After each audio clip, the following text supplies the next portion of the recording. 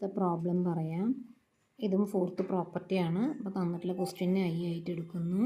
Integral π/6 to π/3.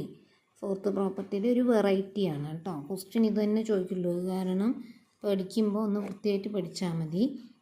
dx/1 + √tan x. ഇവിടെ upper ലിമിറ്റും lower ലിമിറ്റും ഉണ്ട്. ഫോർത്ത് പ്രോപ്പർട്ടിയിൽ 0 to a ആയിരുന്നു. ഇവിടെ a to b എന്നാണ് അർത്ഥം കേട്ടോ. അപ്പോൾ എങ്ങനെ മാറ്റുമെന്ന് ചോദിച്ചാൽ എക്സിനെ മാറ്റിയിട്ട് upper limit plus lower limit രണ്ടും കൂടി കൂട്ടിയിട്ട് -x ചെയ്യണം.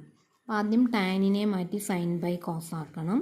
Integral π/6 to π/3 dx/1 + √sin x വരും. താഴെ √cos x വരും. ഇവിടെ LCM എടുക്കുമ്പോൾ ഇൻ്റഗ്രൽ π/6 to π/3 ഈ cos x മുകളിലേക്ക് പോകും. √cos x വരും. താഴെ 1 × √cos x plus √sin x.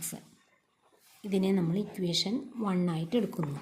ഇനി പ്രോപ്പർട്ടി അപ്ലൈ ചെയ്യുമ്പോൾ π/6 to π/3 √cos എക്സിനെ മാറ്റിയിട്ട് ലോവർ ലിമിറ്റും അപ്പർ ലിമിറ്റും കൂടി കൂട്ടും.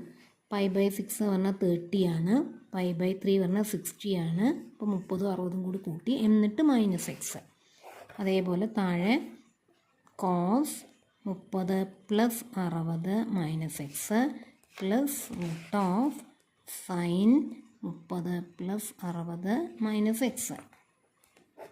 30 + 60 പറഞ്ഞാൽ നമുക്കറിയാം 90 ആണെന്ന്.